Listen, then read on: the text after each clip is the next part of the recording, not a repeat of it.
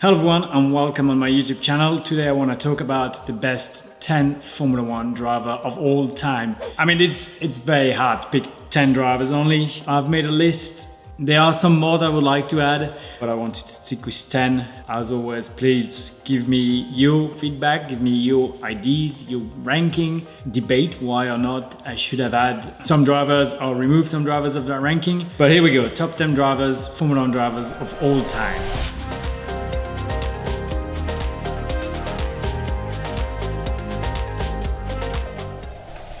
Before I go, I would like to say one thing. I've put 10, but I didn't list them in a ranking, right? So it's 10 drivers. Don't expect number 10 to be number 1, number 1 to be number 10. I just put them here on a list. So the first one I want to talk about, and it's because I share a little bit of history with him, is Niki Lauda. Obviously, Niki Lauda, a very impressive driver. I have a picture sign of him at home. He had a massive accident at the Nürburgring, got burned in his car. I did get burned in Bahrain, my accident, so obviously we share that. But huge respect for Niki as a driver and then what he did with Mercedes Formula 1 team. Obviously Niki had his big accident in '76. Only 6 weeks after his accident, he was back racing. I believe he was back racing in Monza. And when he removed his balaclava, there were blood from the injury. Finished vice world champion that year, was world champion the year after. Absolutely stunning to see that he kept racing and came back so early after his accident. And then, you know, for me, Niki is that red hat all the time on creating Mercedes Formula 1, the most successful team of all time. Niki is 3-time world champion, 25 race win, one of the biggest mental strengths that I've seen in my career, and probably one of my favorite drivers of all time. Number 9, Sebastian Vettel, 4-time world champion, very impressive career. I remember watching Sebastian racing in Formula 3 when I was in Formula 1, and then I still remember watching his first Formula 1 race at the US GP when Robert Kubica couldn't race because of his accident in Canada, and honestly for a first race it was very, very impressive. You know, he was part of the BMW Junior program as well as Red Bull, so he drove for BMW in the US Grand Prix in Indianapolis, had a very good weekend, setting up into going to Toro Rosso, and then at Toro Rosso he won Monza on a very, very wet weekend. Obviously, the car was working very well. Sébastien Bourdais, the French driver, was with him at the front of the grid, but had an issue at the start. And just Sébastien flew on the race. He was just surfing the water. With Toro Rosso, then went to Red Bull for World Championship. I was lucky to fight for podiums and wins with him back in 2012 and 2013, and that was an amazing. Then Sebastian went to Ferrari a little bit later, and Ferrari was not at his best. He did fight. He gave Lewis Hamilton a tough time trying to win the championship against him. That was a pretty good battle to follow. For me, Sebastian is part of those top 10 drivers just because of what he achieved, so young, being so mature and so ready for Formula 1.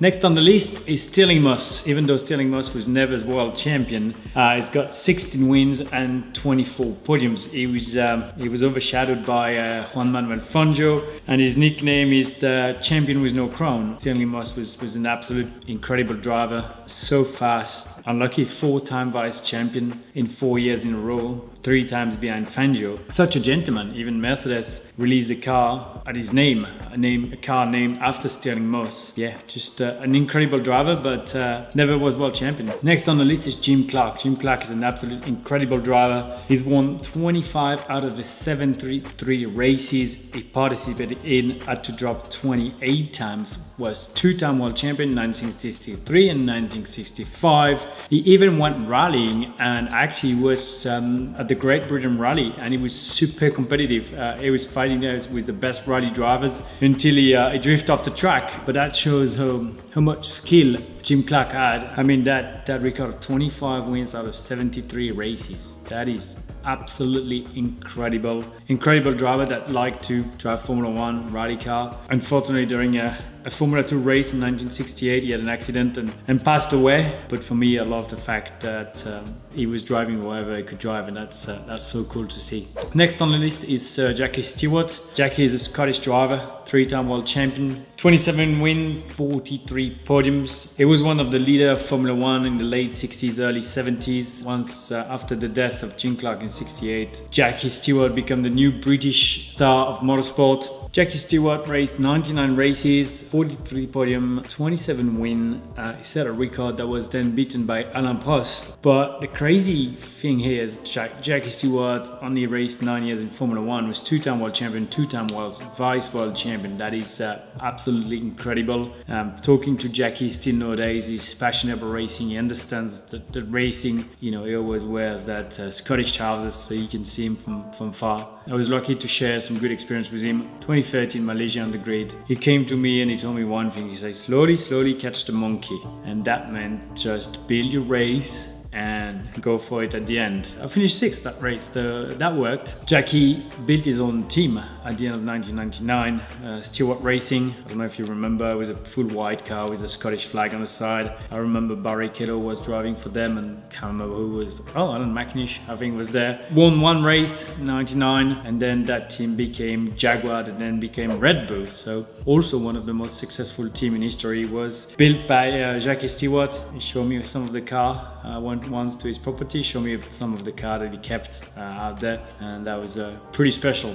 Next on the list, just talk about it, Alain Prost, 4-time world champion, 51 wins, 106 podium, the most successful French driver. Obviously I know Alain very well. He's got 199 races in Formula 1, 106 podium, 51 wins. So very impressive stats. I started watching Alain in 93, 94. So I was young and Alain was fighting Ayrton Senna, obviously as a French driver. I was following Alain a lot, but Ayrton has something very unique. Ayrton was just Ayrton Senna. So it was hard to pick up one of the two to be my favorite. Alain was, very practical. The professor, that's his nickname, looking at all the elements and putting them together, whilst I believe Ayrton was just more feeling based onto it. And when they were teammates at McLaren, there was some far. One of the biggest rivalry of Formula 1. It didn't go well all the time between Alain and Ayrton, but it was pretty cool to see them racing that hard. Suzuka when they crashed as teammate at McLaren, and the year after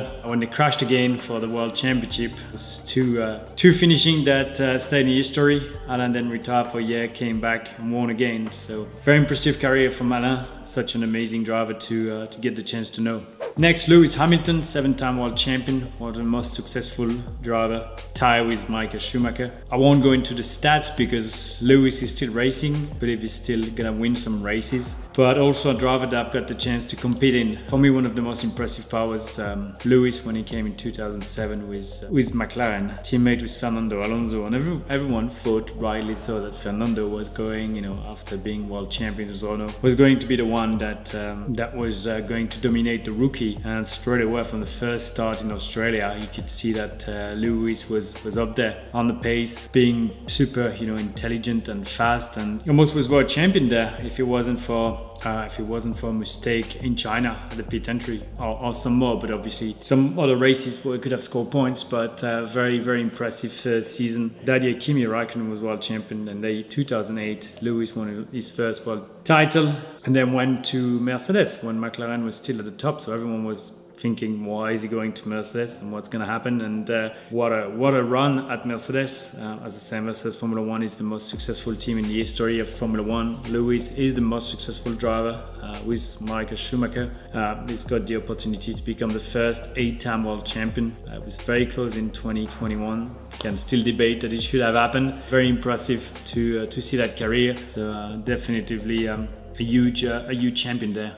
So 7-time world champion Michael Schumacher, incredible driver. I grew up watching Michael and Ferrari. He joined the team when they weren't at their best, but with Jean Todt and Ross Brawn, they did manage to turn that around and be one of the most incredible team of the history. For me, Michael Schumacher, it's the battle with Juan Pablo Montoya and the one with Fernando Alonso. It was so cool to see. Obviously, pretty much every kid in the world grew up with a red car, and red means Ferrari. So those Ferrari were absolutely incredible. I also remember Mika Häkkinen and Schumacher. So yeah, it was Mika Häkkinen, Schumacher, and Montoya Schumacher, and Alonso Schumacher. I was lucky to race against Schumacher back in 2012. That was very special. Being on the same track as him and passing and being passed by Michael. That was very unique. Definitely something that I was lucky to have in my career. We have also to remember that before going to Ferrari, actually, Michael Schumacher went to Jordan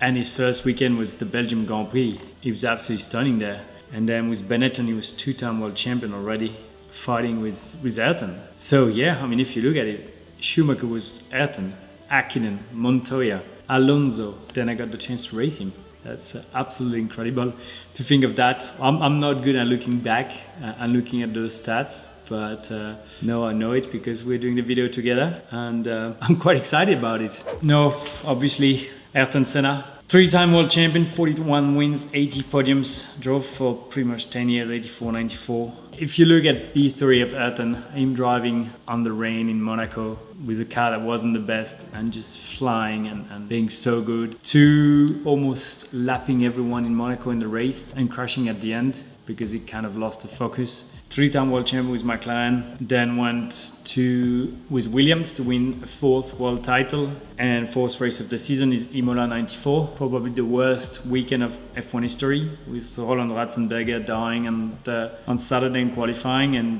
Sunday 1st of May 94, Ayrton Senna passing away in the race. I was watching that race. I was only 8 years old, but I still remember watching the race. I still remember not understanding what was going on. I was with my dad on the sofa and I was watching and waiting and didn't know what was happening 28 years ago. I still remember what I was doing. For me, Ayrton was just absolutely incredible. He inspired so many drivers just by the way he raced, the way he was passionate about it. I love using his quote, if you're no longer for a gap that exists, you're no longer a racing driver. I think that's something that I take from him. And I like that mentality that when you're out there and you're going for it. You know, you're not taking no for an answer. That's definitely something that Ayrton would do. For me, he's one of the best of all time. I wish I'd seen him more racing. I wish he was still here wearing his blue national hat and his yellow, green and blue helmet. He had the most pole position, 65 during 17 years, the record until Alain Prost took it. But he was just probably the fastest or one of the fastest driver that ever raced car. Last on the list was one of the first world champion, Juan Manuel Fangio, Argentinian driver, 5-time world champion with 4 different teams, Alfa Romeo, Mercedes, Ferrari and Maserati when he was age 47. Obviously it was a different time in the 50s. It was 4 times in a row, 54 to 57, 24 victories in 51 races. That's almost 50% of the wins, and the rest of the time was pretty much second. So he's like the godfather of all the racing driver in the world. 5-time world champion in an area where it was just so dangerous, so unpredictable, so much different. But as one of the first world champion of Formula 1, 70 years later, we still remember Juan Manuel Fangio as the guy that started it all for us. Obviously, it's a bit older history, so I know it a little bit less, just because I wasn't kind of watching. But for me, he's on the list of the 10 guys that are up there. Absolutely stunning, absolutely impressive. Love the fact that he's the oldest world champion of all time at 47. Can you believe that? And almost a 50% rate of winning. Just absolutely amazing. There are more drivers that I like to put here. Fernando Alonso is one. I talked about it. I was lucky to be his teammate. Absolutely impressive. But Fernando is not done yet. It keeps going, and he goes like he's 20. There's Max Verstappen, but still same thing. Max Verstappen is only 24 years old, so I'm gonna give him a few more world championship, and then we add him in the list. Graham Hill is one too. Graham Hill was he's one of the only driver, if not the only driver. He's the only driver with the triple crown, meaning Monaco GP, 24 Hours of Le Mans, and Indy 500. A lot of drivers tried those triple crown, but only Graham Hill was able to get it. So yeah, that list gonna probably evolved.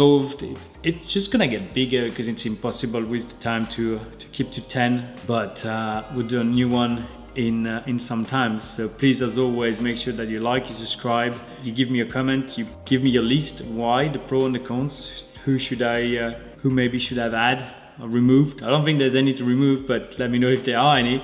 But who we should add. And I'll see you very soon for a new video.